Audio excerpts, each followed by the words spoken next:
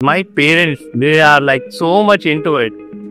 Every now and then, whenever my father would come home, he would take my, in Punjabi we call it tibda, कुंडली या टिबड़ा में पंजाबी में टिबड़ा बोलते हैं. He would take it along और top के जो एस्ट्रोलॉजर्स होंगे उनको दिखाएंगे कि भाई लड़के की किस्मत में कोई सरकारी जॉब है कि नहीं है. So my father would do it a lot for me.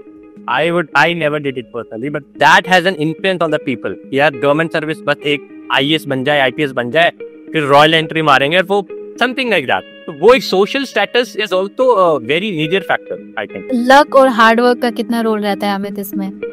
Right from the beginning, I am someone who believe in hard work only. Even if luck may favor, but first thing is hard work. If you are doing hard work, then luck will follow. I'll give you my own example. How it favored me. I would say That in rank hierarchy, civil services is more prestigious. ऐसा क्यों है? one thing is that कि अब आप देखो कोई CAPF AC exam, though it is conducted by UPSC and it's a group 8, a very responsible job, still people don't have much awareness about the service. So one factor is that the less social awareness that is there. लोगों को ये उनको बस starting से IAS, IPS, IRS, IFS का ही knowledge है. तो less awareness होना भी एक रीजन है कि वो उसको प्रेस्टिजियस मानते हैं. एक ये भी कंसेप्शन है कि APF एग्जाम इजी होता है सिविल सर्विसेज से. तो on the day of examination दोस्तों, सिविल सर्विसेज या CAPF जैसे एग्जाम्स की तैयारी करते हुए बहुत सारे चैलेंजेस आते हैं और उन चैलेंजेस के बीच में जो अपना माइंडसेट स्ट्रांग रखता है, अपना वाई क्लियर रखता है कि why I started on this journey, वो ही अल्टीमेटली सक्सेसफुल होता है. इसी मुद्दे पे हमने बात करी है CAPF all India rank 79 Amit Chauhan से. अमित चौहान आज के हमारे गेस्ट हैं. दोस्तों, बहुत ही इंटरेस्टिंग बातचीत हुई है, स्ट्रेट फ्रॉम द हार्ट, उनकी हार्डशिप से लेकर उनके माइंडसेट से लेकर उनके फ्यूचर प्लानिंग तक.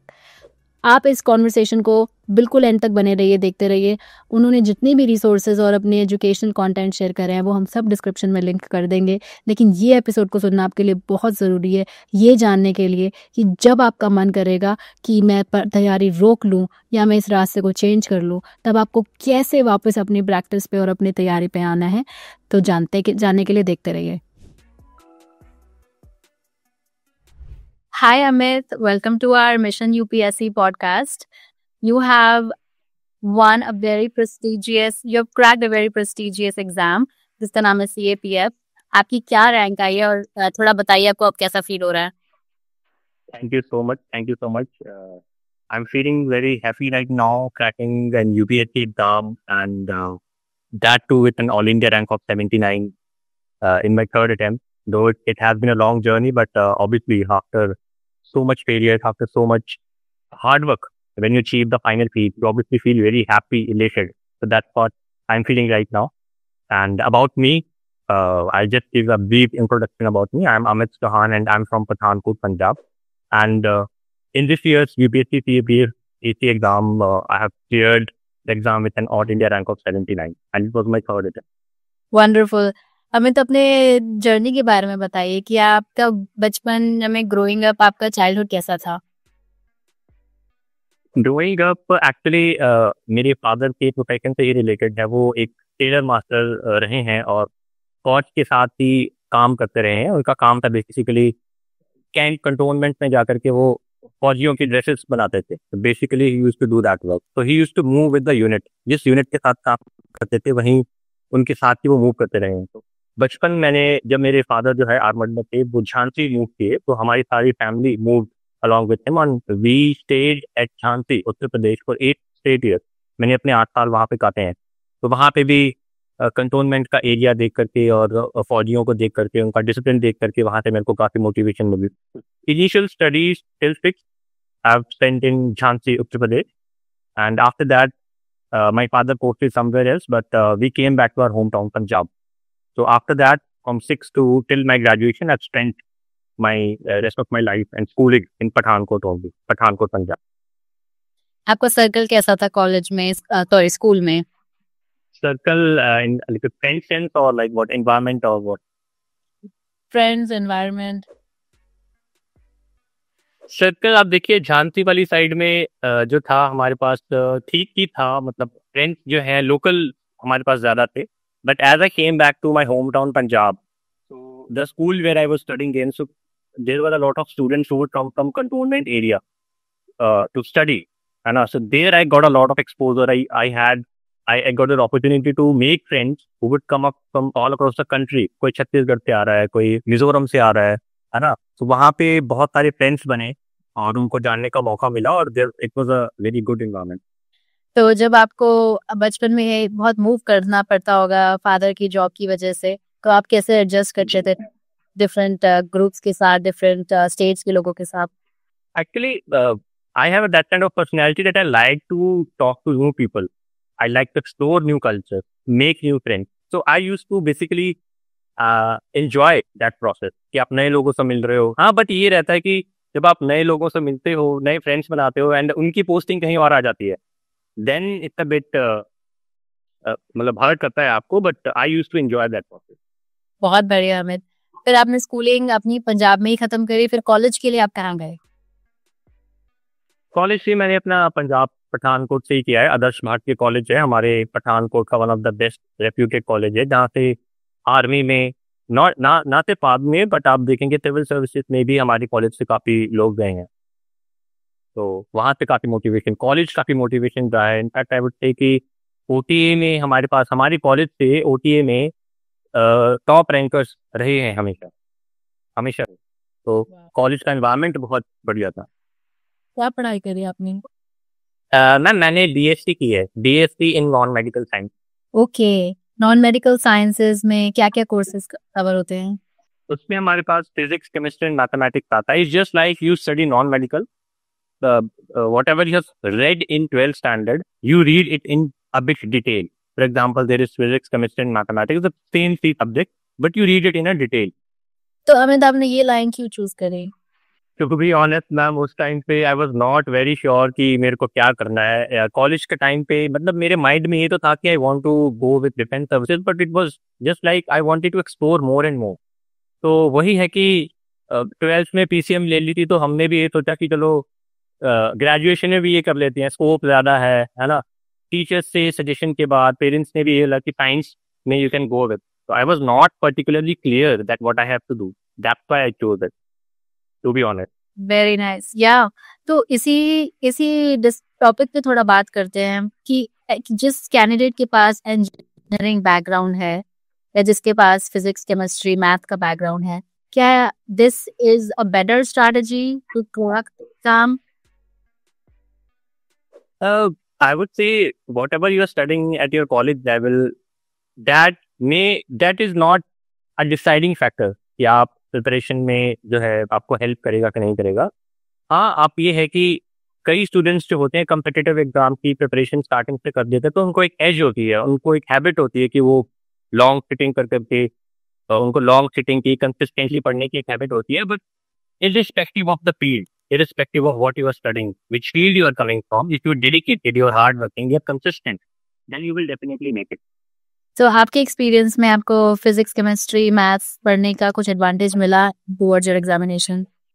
To some extent, we have a small portion of science in the GS, the paper that we give, the objective paper we give. So उसमें science का एक portion रहता है, तो उसमें you can take it to some extent, since I had read science in a lot of depth in my graduation, so that was the easy thing for me to cover during my graduation.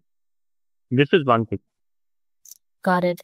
तो आप क्या advice करते हैं कि आप ने college के 3 साल पढ़ाई करी, 4 साल ग्रेजुएशन, जितने भी लोगों के 3 साल की भी होती है, 4 साल की भी होती है, उसके बाद आपने डिसाइड किया कि आप को ये एग्जाम में बैठना, पहले डिसाइड कर लिया होगा फॉर श्योर, लेकिन फिर आपने प्रिपरेशन के लिए मैं आपका इंटरव्यू देखी थी एक जगह पे, you used to travel 2 kilometres one way and 2 kilometres back, वैसे to study because you want very place. Resources भी थे कि अलग से एक अपार्टमेंट रेंट करा जा सके, तो you found a place outside of your home. आप वहाँ 2 किलोमीटर चल के जाते थे. लेकिन हमें ऐसे रोज रोज अंदर से इतनी मोटिवेशन आना बहुत डिफिकल्ट होता है. तो ऐसे बहुत दिन रहे होंगे जब आपको लगता होगा कि आज इतना चलने का मन नहीं है या आज मैं थका हुआ हूँ. तो वो दिन क्या सोचते थे आप और क्या करते थे ऑन दोज डेज? जब बहुत ज़्यादा डिमोटिवेशन, और ये चीज़ मैं एक बोलना चाहूँगा कि कंसिस्टेंसी हमारे पास इम्पोर्टेंट है, But irrespective of how consistent you are, there are going to be days when you are going to feel demotivated, जैसा कि आपने जस्ट मेरे को बताया। तो ऐसा होता है। और उस दिन मैं क्या करता था कि जो चीज़ मेरे को इंटरेस्टिंग लगती है, for example I use to listen to music a lot, I would talk to my family, तो just to relax my mind for a while. तो फैमिली से बात कर ली, म्यूजिक सुन लिया, मूवीज देख ली, तो मैं अपने दिमाग को रिलैक्स होता था एक तरीके से। बट मेरा ये टारगेट रहता था कि बेशक मैं आज कम पढ़ूं, पर पढ़ूंगा जरूर। तो एक वो रहता है ना कि आपने डेली के गोल्स बनाए हुए होते हैं कि मेरे को आज ये करना है, वो करना है, तो मैं उसमें हमेशा फ्लेक्सिबिलिटी रहती थी हमेशा। ऐसा नहीं है कि अगर मैंने 4 चैप्टर करने हैं तो 4 ही करूंगा, हो सकता है, क्योंकि every day is not same. Many a times your mind feels different, है ना। तो I had that flexibility in my goals, I would change it according to the needs. तो अपनी स्टडीज को थोड़ा शिफ्ट करके एंड माइंड को थोड़ा रिलैक्स करके I used to motivate myself. Very nice. आपने अपने इंटरव्यू में एक जगह ये भी कहा है कि जैसे एक कैंडिडेट एक रिसोर्सेज को लेके बहुत ओवरवेल्म फील कर सकता है कि बहुत सारे रिसोर्सेज हैं। तो in one of your interviews you have said कि focus on minimum resources and maximum revision. तो आप एक कोई ऐसा इंस्टेंस हमें वॉक थ्रू कर सकते हैं जहाँ पे you felt overwhelmed by the sheer volume of material, and आपने कैसे उस टाइम डिसीजन मेकिंग करी कि I am going to discard this material and I am going to focus on this material in keep it. तो overwhelming तो syllabus तो हमारे पास है ही है, मतलब काफी वास्ट सिलेबस है right from the beginning. But जब मैंने प्रिपरेशन स्टार्ट करी थी, एट दैट मेरी मोमेंट आई फेल्ट कि यार इतना सिलेबस हो गया, ये तो मतलब इतनी एनसीईआरटी पढ़नी पड़ेंगी, इतनी बुक्स पढ़नी पड़ेंगी। तो in the very beginning I felt it like that. But nowadays we have internet coming up, we have a lot of guidance available free of cost on online, so I utilized it. For example, I use YouTube videos, toppers की videos देखता था। तो मैंने toppers की video देख लेकर, कोई आप लगा सकते हो 5-10 वीडियोस आप देखो, उससे आपको एक रफ आइडिया मिल जाता है कि what is the common book list that is being followed by the toppers. तो मैंने अपने रिसोर्सेज को शॉर्ट किया, कट डाउन किया, पिन पॉइंट कंसाइज किया, that help me. So you can take guidance online कि इतना कंटेंट है, उसमें से आपको चूज करना रहता है। अब एक ही सब्जेक्ट को आप एक ही सब्जेक्ट, जैसे पॉलिटी है, तो पॉलिटी के लिए आप देखेंगे कि 90 to 95% वुड टेस्ट की एम लक्ष्मीकांत, तो आप उसको कंसाइज कर सकते हो अपने रिसोर्सेज को। और rather than choosing multiple resources for polity, you can go with M Laxmikanth. So taking guidance online help me a lot to minimize my resources and maximize the revision. तो टेकिंग ऑनलाइन एडवाइस की बात करते हैं। आपने Byju's online की online advice ली थी, इसका क्या मतलब है? And if a candidate is looking for that online advice, तो उनको किसके पास जाना चाहिए एडवाइस की? एडवाइस तो ऐसा, मैं एडवाइस से मेरे कहने का मतलब है कि आप जब एग्जाम आपने डिसाइड कर लिया है, तो you have to strategise how you are going to approach that exam, right. तो टू स्ट्रैटेजाइज कि for strategise we have to shortlist our book resources कि हम कौन कौन सी बुक्स पढ़ना चाह रहे हैं, जिसको पढ़ करके हम एग्जाम्स निकालने को देखते हैं। तो आपने जब बुक लिस्ट डिसाइड करनी है, तो you take the guidance of toppers, someone who has already gone through whole of the process, and he knows what is the right resourcing, what is not. So going through the videos of toppers, that's what I'm saying. Other than that, guidance, coaching जैसे कि आप कह सकते हो, coaching also helps. मैंने मतलब बायजूस की मैंने जो है हेल्प ली थी। Initially I took the help of Byju's. दो सेट्स में हेल्प ली थी। First is that my basics were very weak, especially you say in the humanities background, I was not that much good in humanities. So I watched their online videos. Byju's application पे आप देखोगे economies को लेकर के they have explained the concept through the help of graphics, videos. So that helped me a lot. That made the subject interesting. So I took the help of Byju's in this sense. And secondly, there were some good teachers of Byju's. For example, we have for polity we had Charmad Mehrat sir.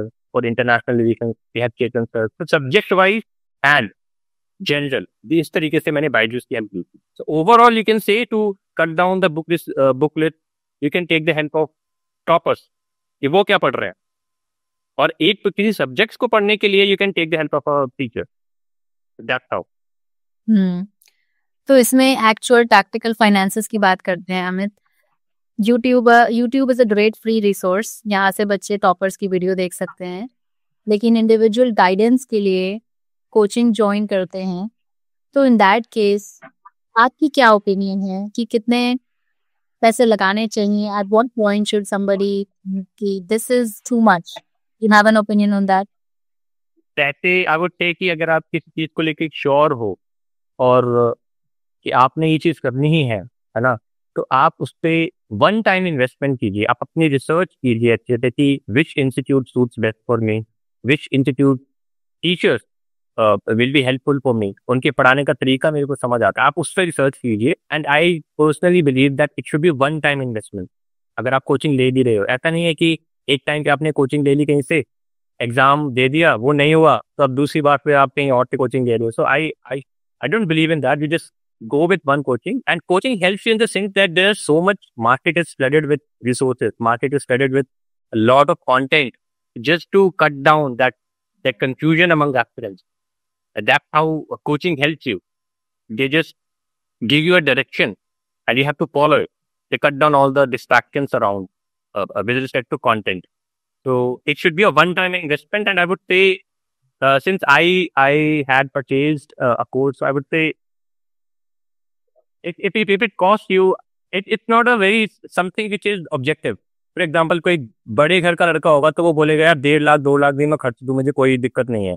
अब मैं थोड़ा सा middle class से, तो I had to cut down my expenses. So it's an objective thing, but I would say rather than thinking कि भाई इतने पैसे वन टाइम में लगने, even if you are from a middle class person, if you want to invest in coaching, do it once at a time. एक बार अच्छे से रिसर्च करके आप देख लो कौन सी आपको अच्छी लगती है, and then you can go ahead with it. Exactly Amit, आपने जो बात बोली है कि किसी के पास बहुत ज़्यादा पैसा हो सकता है, तो वो बहुत सारे कोचिंग इंस्टीट्यूट में या एक कोचिंग इंस्टीट्यूट में ही बहुत ज़्यादा पैसा लगा सकता है। लेकिन एक कंपैरिजन की फीलिंग आ सकती है उस कैंडिडेट में जिसके पास इतने फाइनेंशियल रिसोर्सेज नहीं हैं। तो आप इस बात को क्लियर करिए कि एक कोचिंग अगर 2 बच्चे ले रहे हैं, लेकिन एक के पास ज़्यादा रिसोर्सेज नहीं है और एक के पास बहुत ज़्यादा रिसोर्सेज हैं, तो वो जो उसके पास रिसोर्सेज नहीं है, how can he make sure that he is set up for success? What is his differentiating factor? Nowadays, so I would say access to resources and access to content, access to guidance is the cheapest if you compare it from the previous few years. Because now we have internet, now we have digital revolution going on. तो आजकल आप देखोगे कि बहुत गरीब घर के लड़के भी, गरीब घर के स्टूडेंट्स और एस्पिरेंट्स को भी एक्सेस है content. And internet is the game changer. तो उनके लिए मैं बोलूंगा जो कोर्सेस या कोचिंग नहीं परचेज कर सकते, you can take help of YouTube, you can take help of online guidance that is available. And digital revolution has cut down the, due to competition, coachings ने अपने प्राइस भी बहुत reasonable कर दिए हैं। अगर आप देखोगे 3-4 हज़ार में आपको एक decent course, I won't say कि वो आपको एज देता है, but still we have a lot of access online. Content availability is not going to be a problem now onward due to digital revolution. So, due to internet, जो गरीब आपने कहाँ से ली? स्पेसिफिकली, तो अब मैं ये बता रहा हूँ कि कोचिंग बायजूस से मैंने ली थी इनिशियली। बायजूस से मैंने उनके सब्जेक्ट्स वाइज जो रहते हैं, जैसे पॉलिटी का हो गया, ज्योग्राफी का हो गया, तो Byju's help me. At that time Byju's were doing pretty well. Now तो if someone asks me, I am not sure कि बायजूस का क्या स्टेटस है, but back then when I had started my preparation, so I would say 2021, around that, Byju's were doing good, so their teachers were good. So I'm not sure. I think most of the teachers of Byju's had now moved to Unacademy. So, but still, I can name some few teachers like for polity we had Sarmad Mehrat sir, for international relations Chetan sir, for geography uh, uh, we have Mukesh Jha sir. So Byju's helped me to build my basic. Their teaching methodology, I just loved it. They used to bring so much of conceptual clarity that helped me build my basic. So that helped me a lot. Awesome. So Byju's, I would like to thank Byju's for that. Yeah. So Amit, आपने CAPF तो crack किया ही, लेकिन आपका ये 3rd attempt था। इसके अलावा आपने और भी एग्जाम्स दिए थे, जैसे SSB दिया था। तो आपने उसमें क्या रिजेक्शंस देखे एंड क्या आपका माइंडसेट था, and what kept you going every year?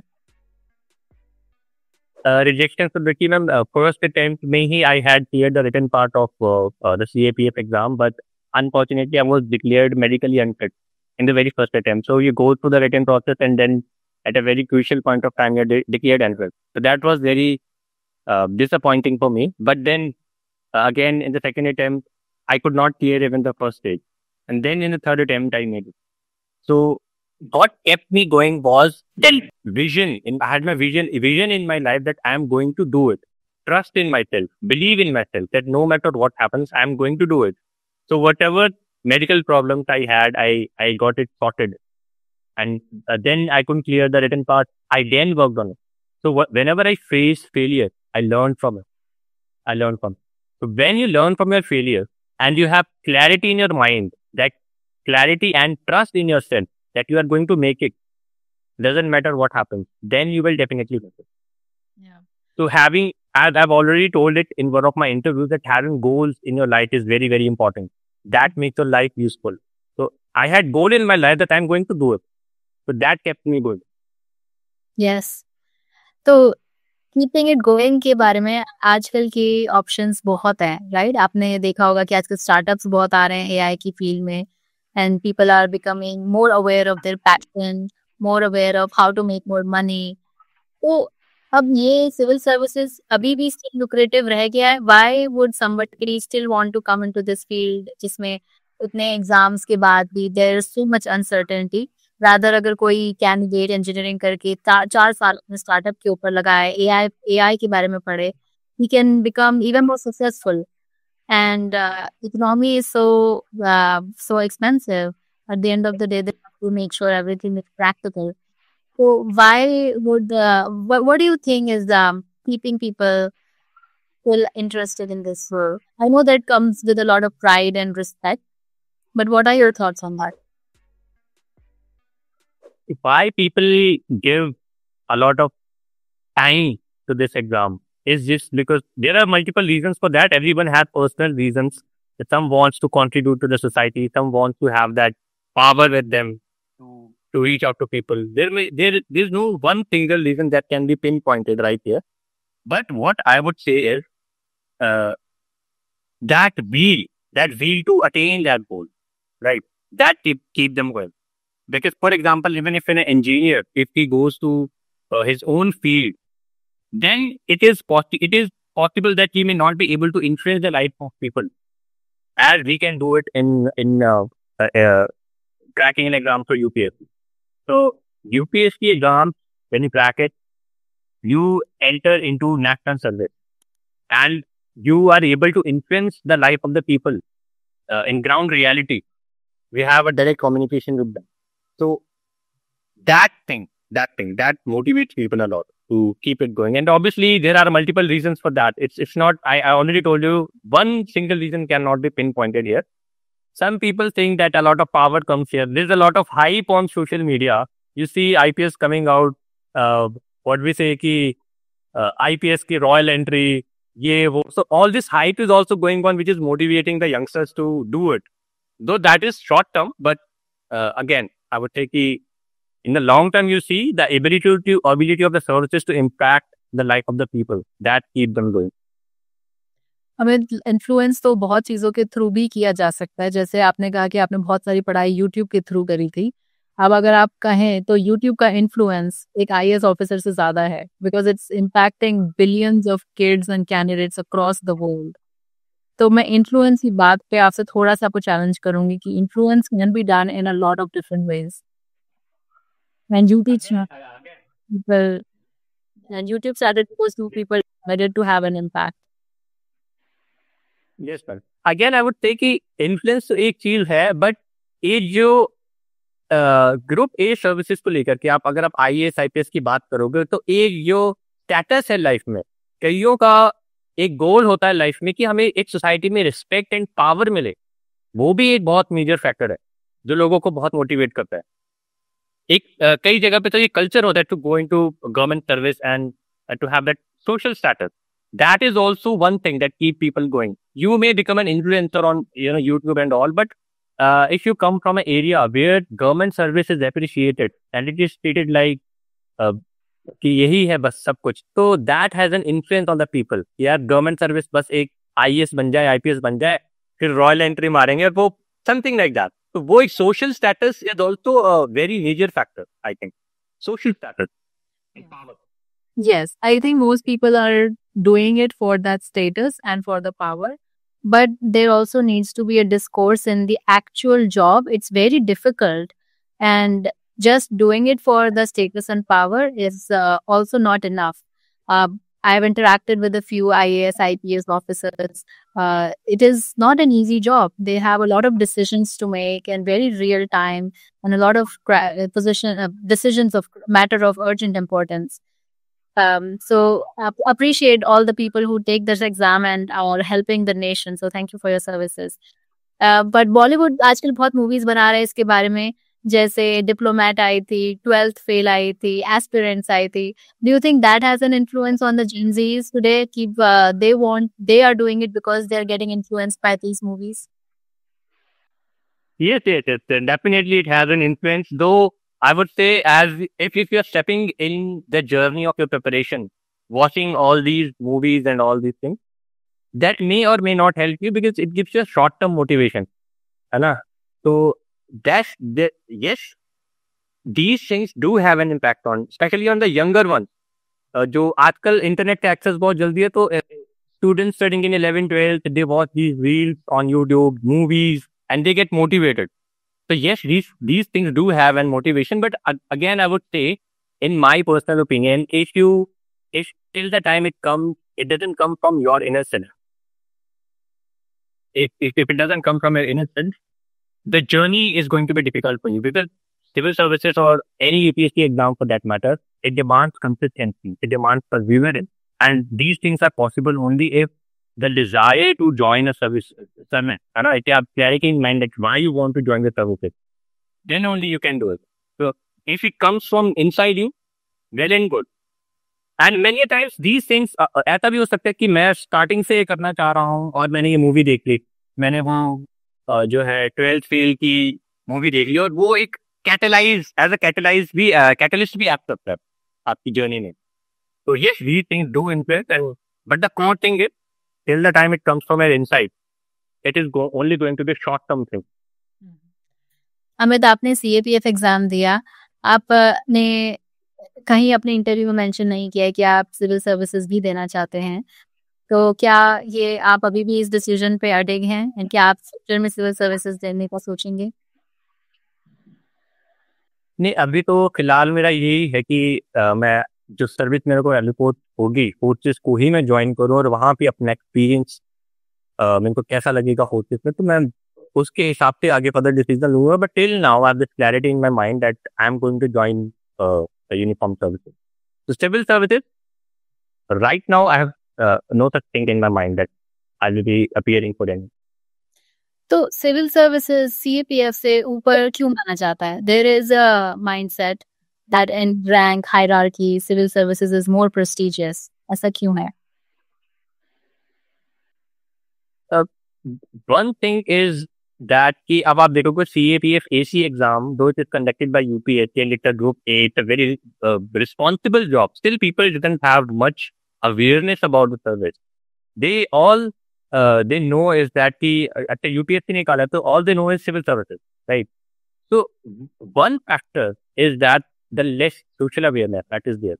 लोगों को ये, उनको बस स्टार्टिंग से IAS, IPS, IRS, IFS का ही नॉलेज है. तो लेस अवेयरनेस होना भी एक रीजन है कि वो उसको प्रेस्टिजियस मानते हैं. अगर उनको किसी चीज के बारे में पता ही नहीं है कि हमारे पास ये सर्विसेज भी हैं, यूनिफॉर्म सर्विसेज भी हैं, और इनका ये रोल होता है, तो they would appreciate and recognise it. But right from the beginning, these services have been prioritized, and they have a well-established reputation in the society. This could be a reason. And second could be the job nature of civil services. Civil servants, for example, an IAS officer, they have different jobs.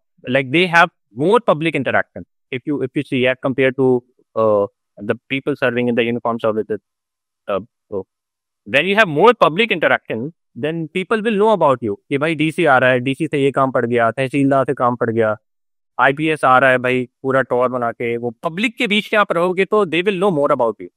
And in uniform services, you may go for some election duty or somewhere, but most of the time you are here in a confined area. तो ये भी एक reason है CAPF में interacting. हाँ, एक ये भी कंसेप्शन है कि सीएपीएफ का एग्जाम इजी होता है सिविल सर्विसेज से। हाँ, वो तो आप देखोगे कि इजी आई वुड टेक कि सिलेबस कहाँ होता है, syllabus collar you can say easy भी होता है, बिकॉज आप देखोगे civil services is the more broad, उसमें बहुत वास्ट चीजें कवर की जाती हैं। आप देखोगे हमारे पास ऑप्शनल सब्जेक्ट होते हैं, जीएस के अलग अलग पेपर्स होते हैं, but in CAPF you see you give only 2 papers and that 2 are covered in 1 single day. एक ही दिन में आपका प्री वो हो जाता है ऑब्जेक्टिव वाला and then essay and other writing. तो in terms of lengthiness of the exam, you can say civil services is more tough. It is tough. And civil services में आप देखोगे जब आपके हमारे पास जीएस के एग्जाम होते हैं, it's a very very exhausting process. You have to have that long term energy, long term motivation to keep writing. आज जीएस का एग्जाम हो रहा है, सुबह आप गए फिर शाम को आए, कल फिर जीएस का होना है, तो एक 7-8 दिन आप लगातार ऐसे करोगे तो it's a more tiring process and vast. Syllabus is also vast. So yet civil service is comparatively lengthier and on a bit tough side. That's true. Luck और हार्डवर्क का कितना रोल रहता है अमित इसमें? Right from the beginning, I am someone who believe in hard work only. Even if luck may favor, but first thing is hard work. If you are doing hard work, then luck will follow. I'll give you my own example now. It favored me. I would say my hard work. Always hard work has always favored me. But how luck worked in my case, because I've been doing hard work a lot. So on the day of examination, CAPF PC का written examination था अगस्त में हमारे पास 2024 को। तो आपको ये रहता है कि मैंने पेपर 1 दे दिया, उसके बाद मैं आपको ब्रेक मिलता है एक, and then paper 2 start, then paper 2 commences, right. तो मैं बाहर चला गया और मैं बाहर वेट करने लगा, एंड देन पेपर 2 में एंट्री था कि हमारे पास 50 आधे घंटे पहले ही आपको एंटर करना है अगेन हॉल में। और मैं ये चीज़ भूल गया था कि हमें एक्चुअल एग्जाम के टाइम से आधे घंटे पहले एंटर करना है। By luck, by chance a guy came to me and he told me कि okay time is done, we have to enter the hall before half an hour. So had he not come to me and told me that, I would have just मैं बाहर बैठा रहता और by the time I would have reached तो gate बंद हो चुके होते। So yes, all these things happen, small things happens, but first thing is hard work. God is here, he watches you कि आपकी मेहनत में कितनी शिद्दत है, जितनी आपकी शिद्दत होगी, जिस शिद्दत से आप मेहनत करते हैं, वो that will be paid off, no matter where are you coming from, what are your resources. So hard work is one thing.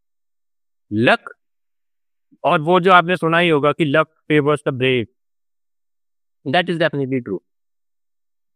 बहुत बढ़िया अमित। एक मजाक की बात करते हैं। आजकल लोग बहुत कुंडली दिखाते हैं कि उनके भाग्य में कि नहीं, आपने कभी कुछ कराया है? नहीं, personally right from the beginning I am someone who is not into these things कि ऐसा होगा वैसा होगा, तुम्हारे भाग्य में क्या लिखा है। But my parents, they are like so much into it. Every now and then, whenever my father would come home, he would take my, in Punjabi we call it tibda, kundli या tibda, हम पंजाबी में tibda बोलते हैं। He would take it along और top के जो astrologers होंगे उनको दिखाएंगे कि भाई लड़के की किस्मत में कोई सरकारी जॉब है कि नहीं है। So my father would do it a lot for me. I never did it personally, but whatever the outcome, जो भी आउटकम रहता था, कोई भी एस्ट्रोलॉजर कुछ बोलता था तो मैं पापा को बोलता था कि मेरे को मत बताना, because psychologically you get impacted. यार एस्ट्रोलॉजर तो बोल रहा है कि पापा लगेंगे, तो मैं फादर को बोल देता था कि मेरे को मत बताना कि एस्ट्रोलॉजर ने क्या बोला है करने को, you keep it to yourself. But he would tell me कि भाई तू बन जाएगा, मतलब you will get a good government job every time, he would tell you that. I personally would not believe. ये तो बहुत अच्छा है, डूबते को तिनके का सहारा। कोई कह दे कि आप बन जाओगे, बस काफी है, अगले 3 साल कट जाएंगे। Yes, you can take it that way, yes, that is true. तो वो एक मोटिवेशन मिल जाती थी कि चलो अब तो एस्ट्रोलॉजी भी यही बोलती है, अब तो हमें तो कर ही लेगा। Something like that. Brilliant. Amit, आपने एक अपने इंटरव्यू में कहा है कि आप इतने स्पोर्ट्स में, एक्स्ट्रा करिकुलर एक्टिविटीज में पार्ट नहीं लेते थे, फिर आपने स्पेसिफिकली सीएपीएफ के फिजिकल राउंड की तैयारी कब से करनी स्टार्ट करी और आपने क्या क्या किया उसके लिए? फिजिकल राउंड में ma'am, since I come from a village background, तो घर का काम करता था, जैसे घर में we had cattle and also थोड़ा घर का काम करता था, तो I was the active person, है ना। तो ऐसा नहीं है कि someone who is very cut off from doing it, I already told you when I was studying at my home, तो 2 किलोमीटर सुबह जाता था पैदल। वो हमारे इलाके में एक मतलब वैली टाइप है, वहां पे एक अकेला घर बना हुआ है, एकदम सुनसान पिन ड्रॉप साइलेंस होता था वहां पे। बस वहां पढ़ने के लिए मैं 2 किलोमीटर जाता था, 2 किलोमीटर, तो वहां से मेरी basic physical fitness was decent. So for running and all I would just go for simple running. For example, जब आपकी रिटन एग्जाम आपका क्लियर हो जाता है, तो initially what you do is you build stamina. You start with slow running, थोड़ी थोड़ी आप रनिंग कीजिए, 2 kilometre, and then you can stretch it to 3 kilometers slowly and steadily. I used to work on building stamina first.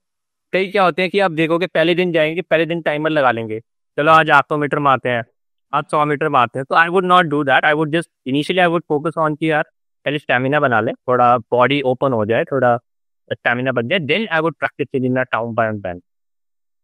तो आपको पहले time में physical की वजह से पेपर नहीं निकला था, तो आप क्या क्या रीजंस लगे आपको कि क्यों नहीं निकला? नहीं, फिजिकल मेरे में physical I clear the physical, but medically I was rejected.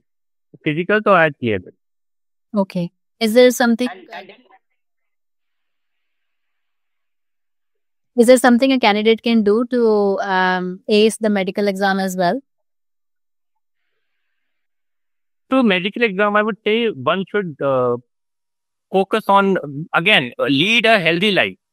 Like even a candidate is preparing, one should not ignore his own personal health. Many a times we think, yaar, bas pado, and 24 घंटे पढ़ो. That something one should do, but at the same time manage his health. Like small things makes a lot of difference. For example, आप अगर बहुत busy बंदे हो, अगर आप शाम को 15-20 मिनट वॉक भी कर लोगे, that would add a lot of things for. आप अपनी एक पर्सनल हेल्थ पे, स्पेशली मेंटल और फिजिकल दोनों पे आप ध्यान दीजिए। कई बार हम सोचते हैं कि बस रनिंग कर ली। अब मेंटल हेल्थ पे मैं बोलूँगा, personally during my preparation I did meditation, and that help me a lot just to keep my mind away from the swings of whatever happening around you. कुछ अच्छा हो रहा है, बुरा हो रहा है, meditation keeps you calm. So meditation and doing a small walk or maybe doing something that you like, जिससे mind आपका प्रेशर है, और physically just doing a 15 to 20 minutes walk just to keep yourself ठीक ठाक, है ना। ऐसा ना हो कि आप कल को आपको कोई बोले थोड़ा चल देना, 100 मीटर दौड़ देना और आप ढेर हो जाओ। तो it's not like that, you have to have some basic physical I would say fitness. या आपकी मेडिटेशन का क्या टेक्निक रहती थी अमित? इसके बहुत सारे टाइप्स होते हैं। कुछ लोग ऐसे 4 deep inhale, 4 on a count of 4 inhale, count of 4 stop and then 4 पे एक्सहेल। आपकी क्या टेक्निक थी और आप कितने मिनट करते थे? Initially, ma'am, I did guided meditation. मेरे पास ये था कि I had installed an application and they would guide me. Okay, they would guide me toward the meditation. So it was helpful. But initially, then steadily I realized कि बिना किसी interruption के I'll try to focus on myself. But then I would say initially जो थी, जो मैं guided तरीके से करता था, that would be around 4 to 5 minutes, 2 to 5 minutes, because since I had been working, so managing time was a bit difficult for me. But मेरा ये था कि थोड़ा बहुत कर लूँगा, तो 2 to 5 minutes initially, but later on I would stretch it to 10 to 15 minutes. 10 to 15 minutes at max. I have not crawled a meditation session which would go beyond 20 minutes. 15 minutes at max. And then that is sufficient, provided you do it during 15 minutes. If you are able to keep your mind focused at one thing, that is a very good thing. That is unique. 15 minutes is a lot. We underestimate our mind, but keeping your mind focused for even 15 minutes is not an easy job. That comes with a lot of practice. Yeah. So if you are able to do it for 15 minutes, I guarantee the person who is doing it will see a lot of calm, composure in his mind. his decision making improves, his way of looking around things improves, everything improves. Yeah. Thank you Amit. आपने बहुत अच्छे resources share करे हुए हैं candidates के लिए कि उनको पेपर 1 पेपर 2 के लिए क्या क्या पढ़ना चाहिए, तो इसलिए I am not asking you आपकी प्रिपरेशन स्ट्रैटेजी कैसी रही, वो we will link everything in the description below. So for our viewers please check out Amit exact study strategy for paper 1 paper 2। उन्होंने क्या क्या बुक्स पढ़ी, क्या क्या यूट्यूब चैनल्स देखे और कौन कौन से टीचर्स को एक्सेस किया, उनका सारा हम डिस्क्रिप्शन कॉमेंट्स में लिख देंगे। But Amit, question for you, आपके लिए आप क्या एडवाइस देना चाहेंगे उन लोगों को जो मल्टीपल अटेम्प्ट्स दे रहे हैं हर साल, but they are either getting stuck at prelims या मेंस नहीं निकलता या इंटरव्यू नहीं निकलता, तो उनके लिए कोई should there be an exit strategy? Exit strategy जो है ये स्टार्टिंग से मैंने बहुत सुना है, प्लान बी और something like that, but I have been right from the beginning, I have been someone who have always believed कि आप जो कर रहे हो ना, आप उसमें खुद को झोंक दो। अगर आप खुद को झोंक दोगे उसमें, जो भी आपके पास है, तन मन इन्वायरमेंट, आप बस अपना सब कुछ उसमें लगा दो। And then still if you are not able to make it, तब भी अभी कुछ मेरे फ्रेंड्स हैं जो मेरिट आउट हो जाते हैं, या फिर सब कुछ क्लियर हो जाता है, एंड में मेरिट आउट हो जाते हैं, या फिर कहीं उनका प्री ही नहीं होता। So till the time you have attempts, keep trying it. But if you are not making it despite giving your 100%, first basic thing is you have to give your 100% in whatever you're doing. वो मैं again एक word है, मेरे को शिद्दत word बहुत अच्छा लगता है। शिद्दत से आप करोगे ना, 100% आप दोगे इस चीज को, तो रिजल्ट्स विल फॉलो। बट अगर still even if giving your 100% you are not making it, then I would say कि कई चीजें होती है, भगवान हम जो चाहते हैं हमें वो नहीं मिलता, जो हमारे लिए अच्छा होता है वो हमें मिलता है। So we have to be patient and keep trying. अब जो सिविल सर्विसेज या सीएपीएफ की प्रिपरेशन हो रही है, नहीं उनमें उनका कहीं और हो रहा, तो they have to already have so much of knowledge, they can utilise it somewhere else. If not here then somewhere else it would help. But one thing is constant, one thing is for sure, if they have done hard work, honestly, their hard work is not going to go in vain. It is going to help them anyhow. That is my personal experience. या thank you Amit. और एक last question आपसे पूछना चाहेंगे, आप शादी कब कर रहे हैं? मैम शादी का तो अभी कोई प्लान नहीं है, though my friends keep passing that question to me, but अभी शादी का तो कोई प्लान नहीं है। अभी तो मेरे को सर्विस में जाना है, सर्विस में जाकर के मेरे को एक्सपीरियंस करना है कि मेरे को कंट्रीब्यूट करना है, और कुछ मैंने विजुअलाइज कर रखा है कि मैं ऐसे ऐसे जाऊंगा, and then I will lead, I will motivate my troop, I will try to influence, bring some constructive change in the life who are there, who are my subordinates or whomsoever I come in contact with. तो मेरे को उस जिंदगी को भी जीना है, मतलब service में आना है। In between, if God has any plans, then maybe I will find my life partner in between. We never know. But right now I am open. I'm open for anyone to come. But my current plan is to just to go inside the service and enjoy it and sir, give my best to the service. That's for my current plan. आपने एक बहुत अच्छा point mention किया, visualise. क्या आप visualise करते थे अपनी जर्नी जब आप प्रिपेयर कर रहे थे, और क्या आपके रूम में वो पोस्टिट्स लगे हुए थे, रैंक एंड सीएपीएफ, आप कैसे करते थे? आपकी टेक्निक क्या है विजुअलाइजेशन की? Yes, the visualization has helped me a lot. Right from the first day of my preparation, I would visualize it in my mind कि I am leading a group of people. I'm in uniform. I'm making my parents proud. So visualizing what you do. There is a thought of Buddha that is I have printed, that I pasted on the wall of my room. कि whatever you think, you become.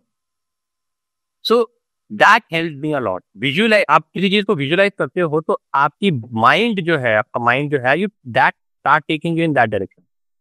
तो अभी भी मैं कुछ भी right from the beginning I used to visualise. अभी भी मेरा कुछ गोल होता है तो मैं इसको पहले विजुअलाइज करता हूँ। मेनी पीपल की आप जैसे फॉर एग्जांपल आपने आज दिन में क्या करना है, आप प्लान करोगे, लिख के रखोगे।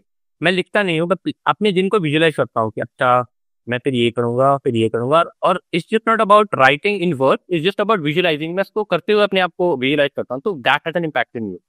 And as far as posters is concern, तो रैंक वैंक के पोस्टर तो नहीं लगा रखे क्योंकि रैंक वाला आ जाएगी, रैंक 20 इतना वो कोई टारगेट नहीं था, बिकॉज आई न्यू कि it's a very unpredictable thing. UPSC examination is very unpredictable thing, तो you can not really you can never expect कि हो सकता है 10 भी आ जाए, हो सकता है कि मेरिट आउट हो जाओ. तो रैंक का एसेट नहीं था, but yes I am a big fan of Virat Kohli. उनके पोस्टर्स मैंने लगा रखे हैं. That energy that Virat Kohli used to bring, his dedication, that was something I was very motivated with. Virat Kohli के पोस्टर्स हो गए, कुछ थॉट्स हो गए, पोस्ट हो गए, वो मैंने लगा रखे थे अपनी वो. So you agree visualization works. Yes. In fact, I have been someone जिसको विजुअलाइजेशन ने बहुत हेल्प की है, बहुत हेल्प की है. That's excellent, Amit. आपकी जर्नी बहुत एनकरेजिंग रही है.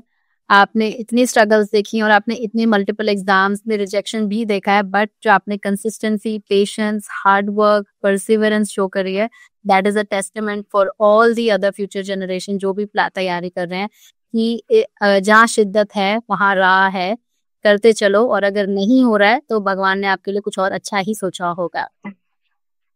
Exactly.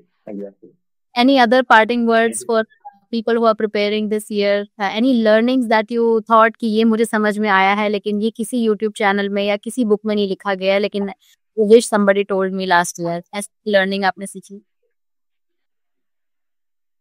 लर्निंग एसेट तो जो मैंने एक पर्सनल मिस्टेक की थी अपने एग्जाम को देते वक्त, वो ये थी कि मैंने पेपर 2 पे, एग्जाम पर्सपेक्टिव से बता रहा हूँ आपको, कि पेपर 2 में मैंने प्रैक्टिस सफिशिएंटली नहीं की थी.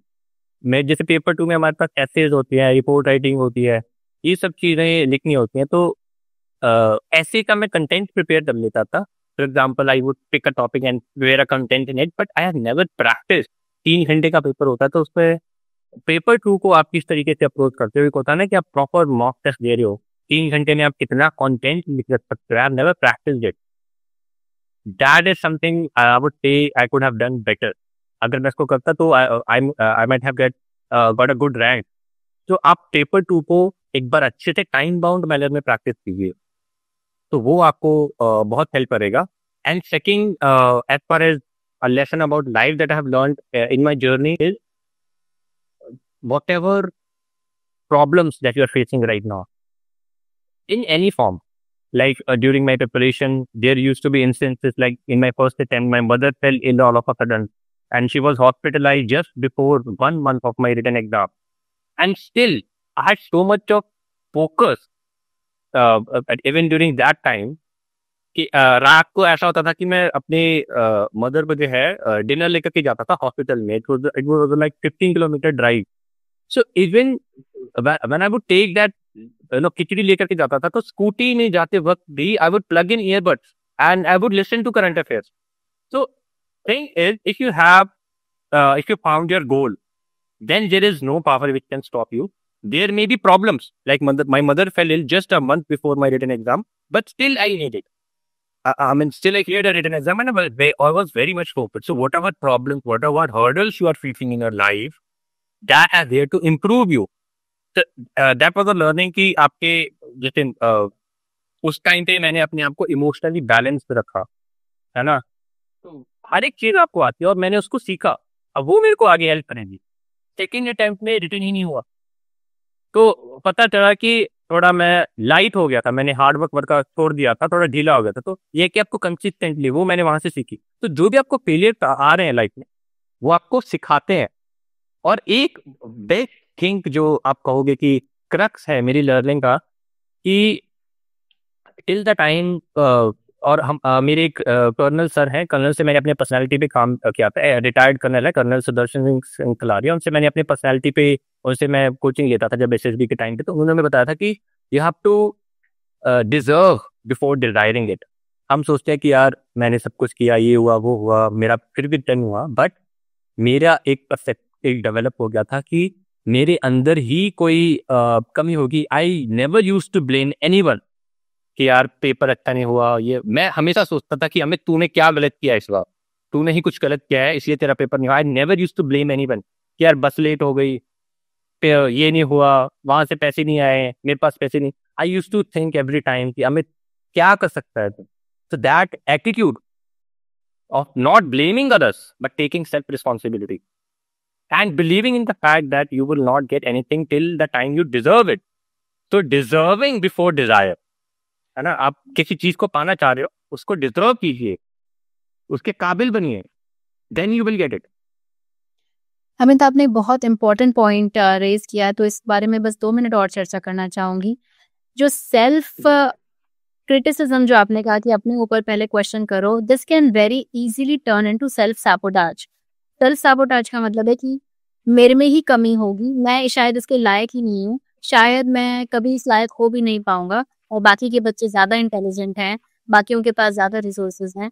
तो ये जब सेल्फ क्रिटिसिज्म सेल्फ सैबोटाज में बदल सकता है कि शायद मैं ये कर ही नहीं सकता कभी भी, तो कैसे पर्सन उससे पिवट करके इस फेज में आए कि जैसे कुछ लोगों को पढ़ाई का शौक नहीं होता एंड वो they are still capable, they can be good officers, but ये जो पढ़ाई का फेज है, they are not very good at it naturally.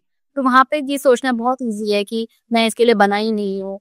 तो वो कैसे अपने आप को उस फेज से पिवट करके एक much more strong mindset phase में आ सकता है।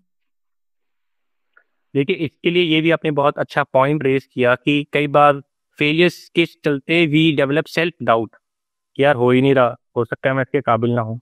तो उसके लिए आई वुड से कि most important thing is to know your self.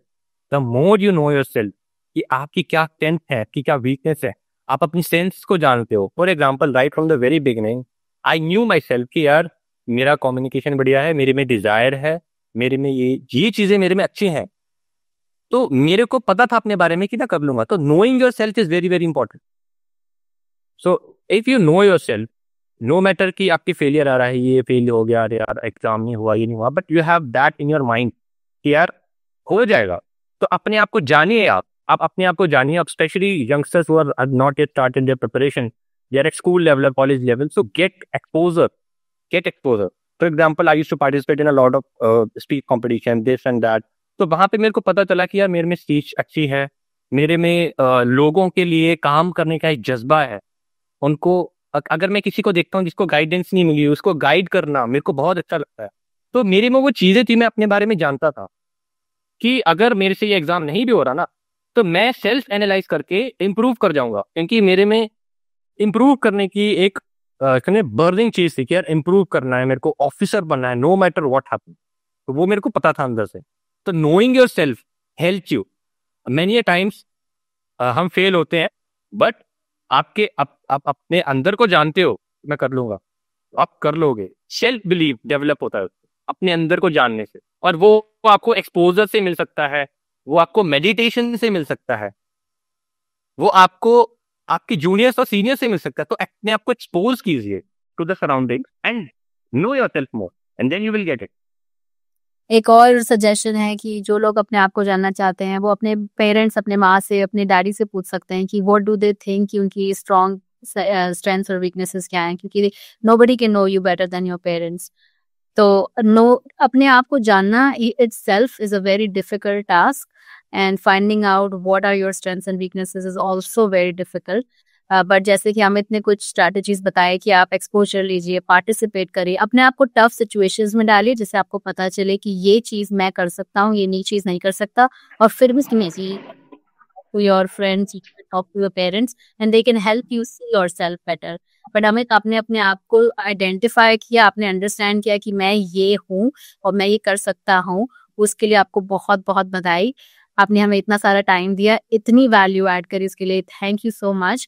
One last question before we leave, if somebody wants to get your guidance in the future, आप कभी कोई अपना इनिशिएटिव लॉन्च करेंगे? जैसे आप एक हेल्पिंग हैंड्स इनिशिएटिव से काफी इंस्पायर हुए थे, कि आपको लगता है कि आप अपना इन्फॉर्मेशन शेयर कर सकते हैं for anybody who wants to reach out to you in future? Yes, sir. First of all, I would like to thank you personally that you took your time, and you are also exposing all of the students to me. है ना, मेरा जो interview है उससे आप बाकी students को एक एक्सपोजर दे रहे हैं मेरे एक्सपीरियंस के बारे में। तो I thank you personally, and I would like to thank Rakesh Nikhat sir, जिनका इनिशिएटिव उससे मेरे को बहुत मोटिवेट किया। आगे इंटरव्यू में भी उन्होंने मेरे को बहुत गाइडेंस दी थी। तो राकेश निखत सर की जो इनिशिएटिव है, इसके through I will try to connect with him. I will definitely join this initiative, and I would like to contribute more and more towards initiative, because when I used to be an aspirant, I used to feel shortage of resources, shortage of guidance. तो sir has provided that platform, और जो वो काम कर रहे हैं बहुत अच्छा कर रहे हैं, उससे मुझे बहुत मोटिवेशन मिलती है. तो यहाँ एक तरीका है. Otherwise those aspirants, those students who are seeking some guidance from me personally, I am always available. I will share my Instagram handle with you so that you can share it whenever you want, wherever you want. Students can reach out to me. So my Instagram handle is there, where students can reach out to me, and I'm going to join Rakesh Nikat Sir's initiative in contributing towards the welfare of underprivileged students.